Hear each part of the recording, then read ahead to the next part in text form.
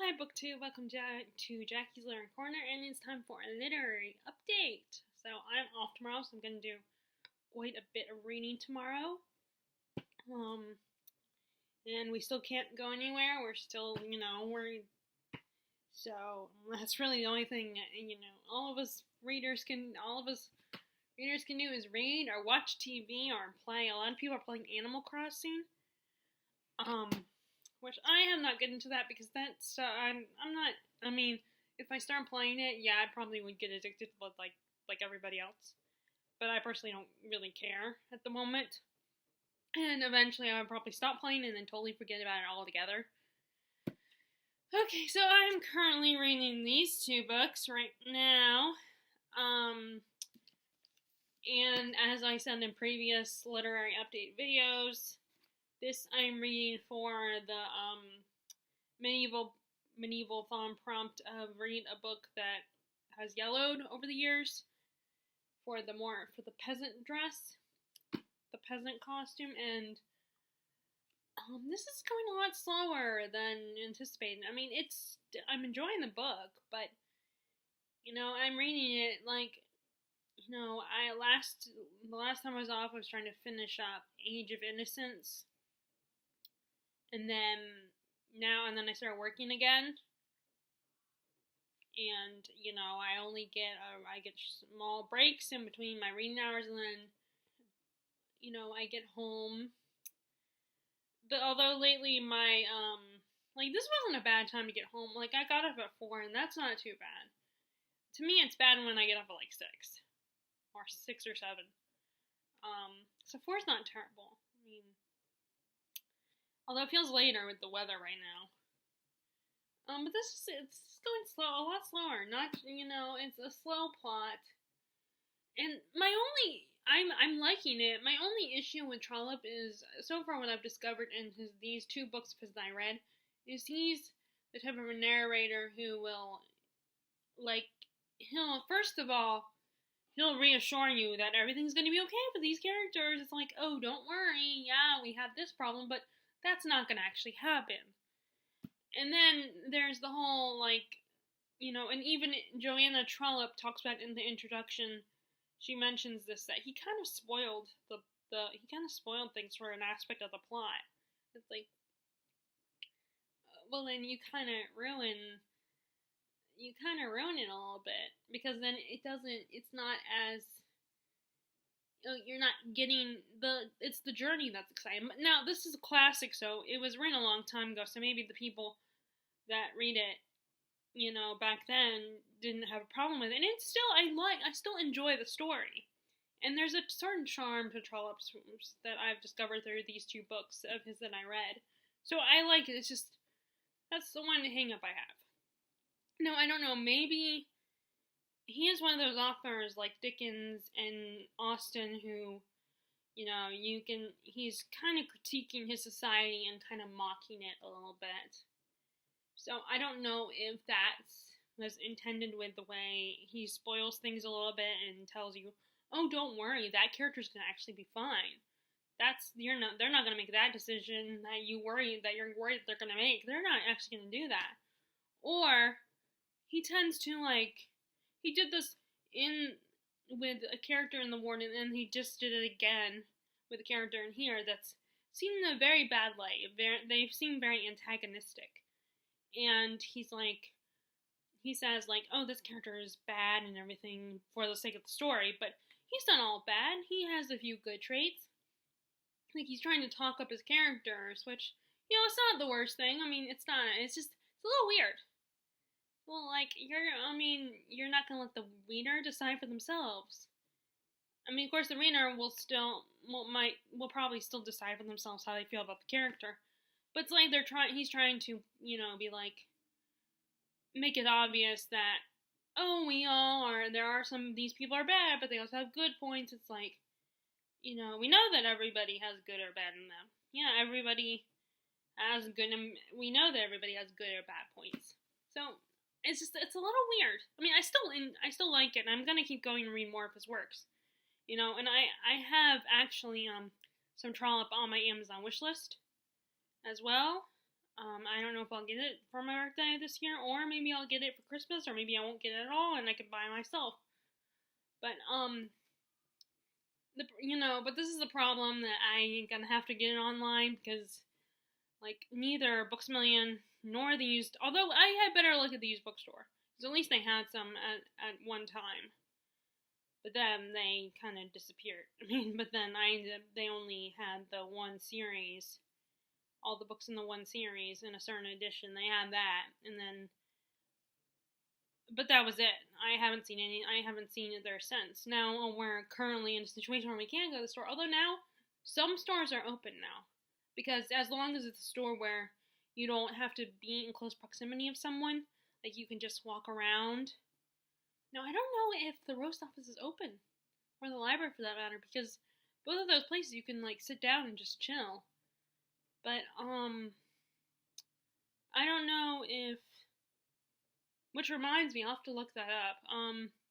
Because I remember hearing there's going to be some renovations done to the library, and possibly, I mean, I don't know if that includes the roast office or if it's just the library. But I mean, I don't know if there's going to be open because there are places where people can sit, but. And the library's kind of small. The roast office is a little bit bigger. So I'm curious if those are going to be open. If those places are going to be open. Because those places do allow you to sit around and chill for a little bit. But maybe they won't. Maybe that won't happen. People won't stay and just chill for a little. Maybe people will just walk around and shop. Or maybe the coffee shop won't be open at the roast office. I don't know. I'm kind of curious. Because everything opened up this evening. Of course, people might not want to go out anymore. People still might not want to go out because this virus is still going on and there's no vaccine or anything yet. Hopefully they'll come up with soon. But my dad was saying how it could take years before they find the vaccine to cure it. Which actually reminds me, there's a Charmed episode kind of about that where this demon from the future shows up and is killing these people because they have these scientists, these people are making a vaccine to protect them from certain kinds of demons.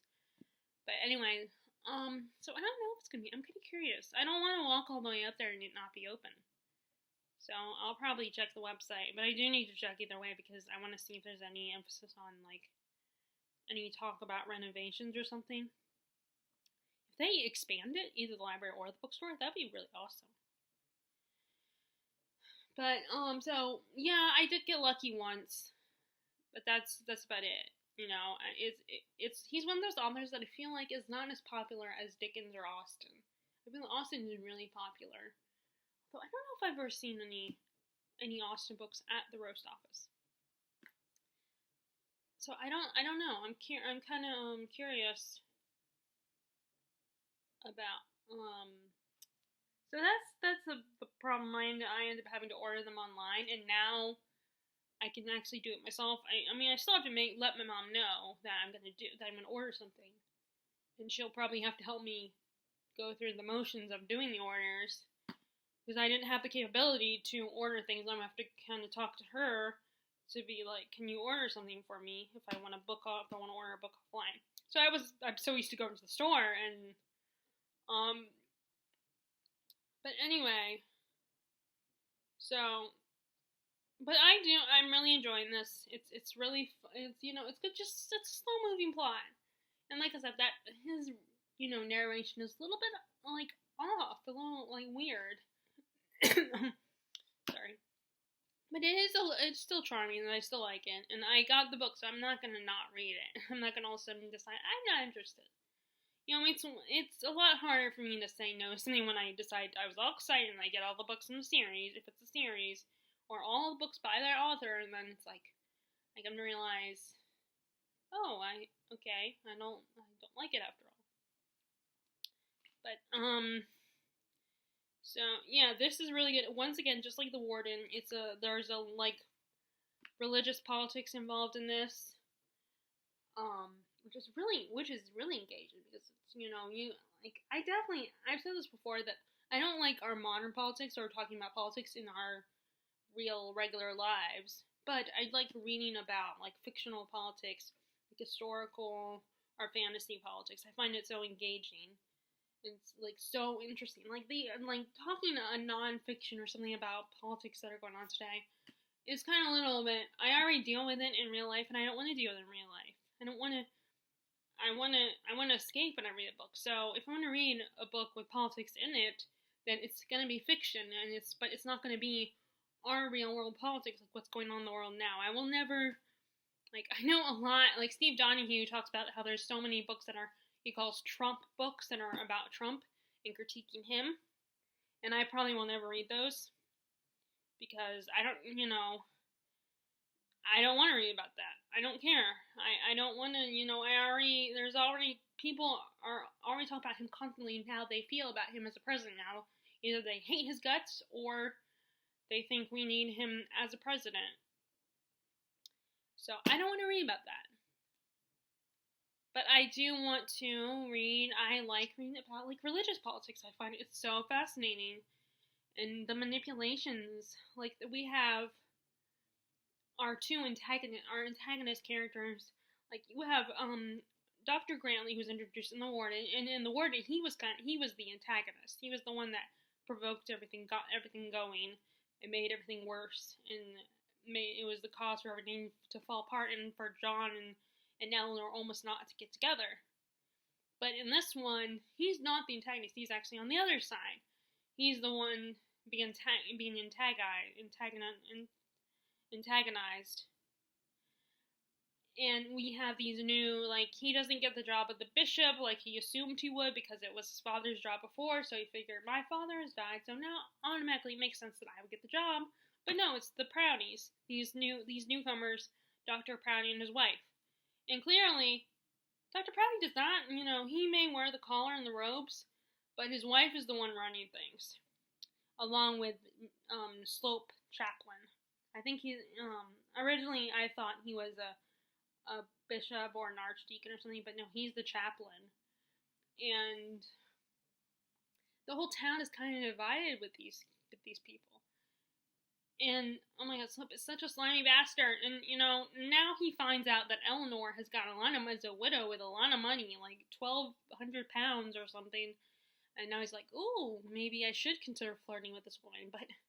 And he's actually the character that Trollope's narrator is like, oh yeah, he's kind of an antagonist, but he's not all that bad.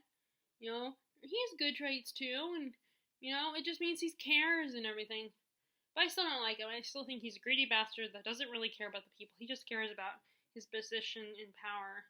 And, it makes me wonder if and then I was asking myself when I was thinking about what I would say to you guys in my video, here in this video, I was thinking, did Trump do this on purpose? Like, was this kind of more of a commentary on society? Like, or maybe, maybe he purposely was like, well, this character, he's a bad guy, but he also has some good traits.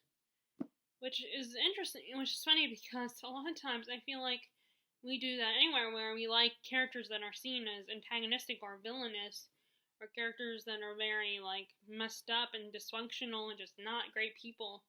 But we see the good in them.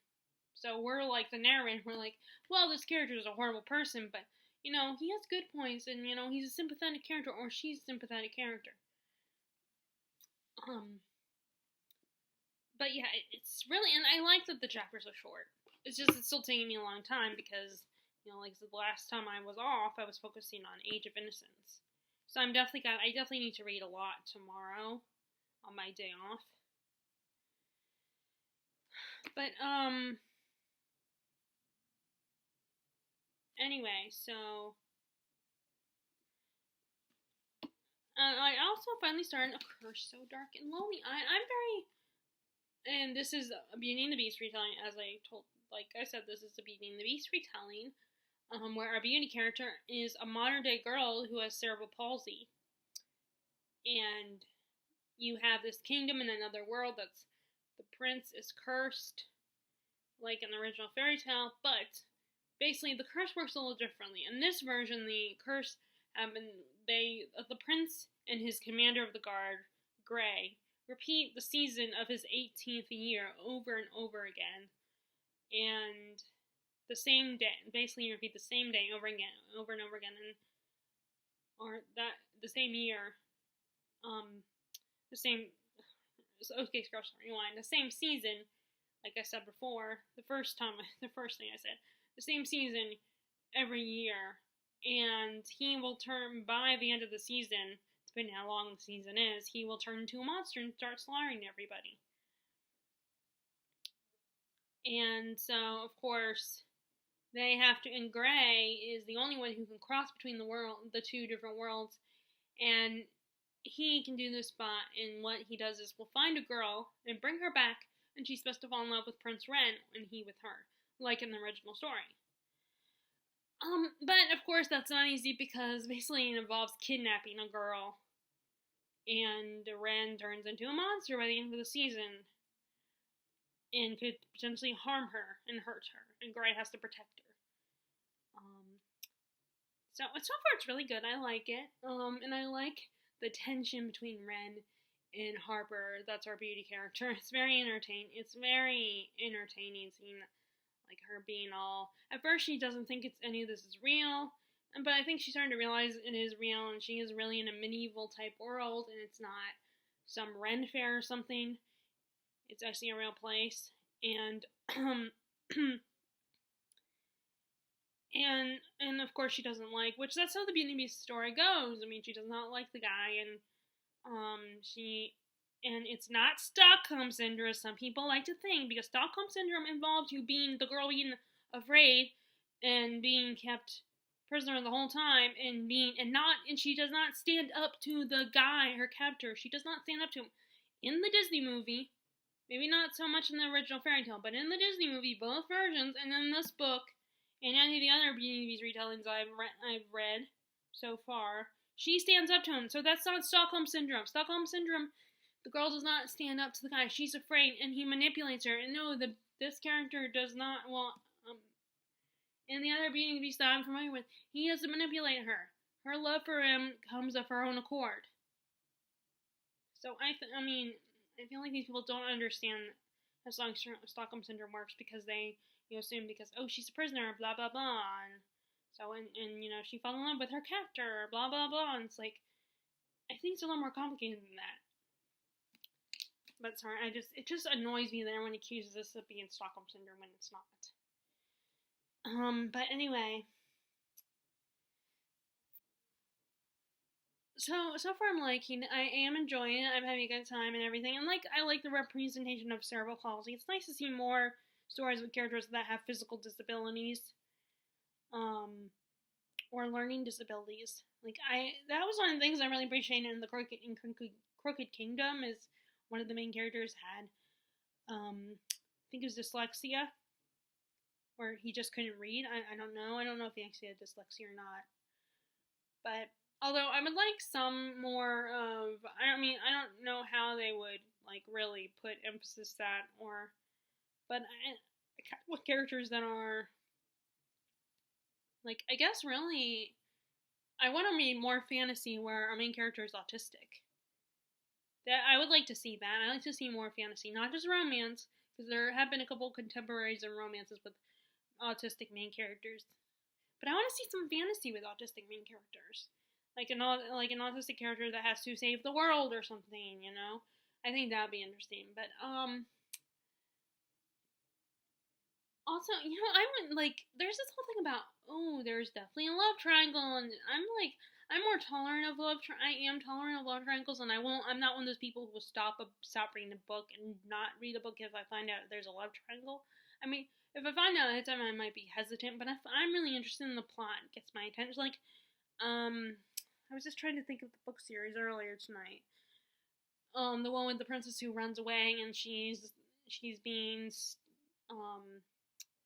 the assassin and the prince she jilted, or they both go after her, and she hides out as a peasant. They both find her, and you don't know who's the prince and who is the assassin.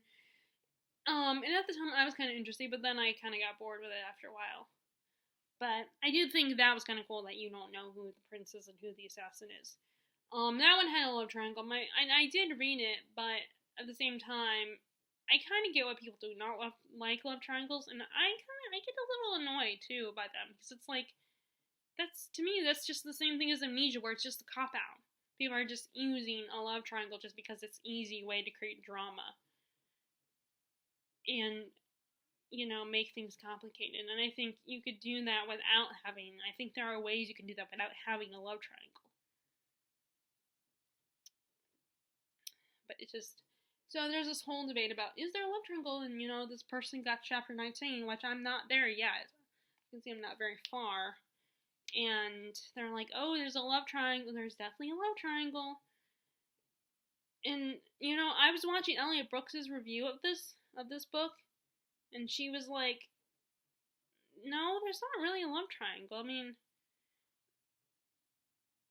especially because it's so, I'm like, I just don't want, I'm just, on the one hand, I'm like, well, there might be, so it's like, I don't want to not read it just because there might be a love triangle, but then at the same time, like, if there is, that's going to be a little annoying, because it's like, really? I mean, it's like, why? Why do they have to have a love triangle? So I guess I'm no better than everybody else. I don't love love triangles either. I mean, I don't hate them either. I don't hate them, but don't love them either. Like, I want them to go away sometimes. But I'm not going to dismiss a book if there happens to be a love triangle in it. Like, I want to read this book. And I want to keep going with it, whether there's a love triangle or not. But, like, there were hints of one possibly to come, unless there's another guy who's going to show up, where they help save this family from their houses being set on fire. So, Prince Ren and, I forgot her name.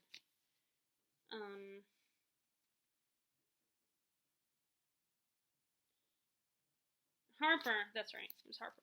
Harper, go to this inn, because she's like, well, you should invite them to stay at your house. You have a castle.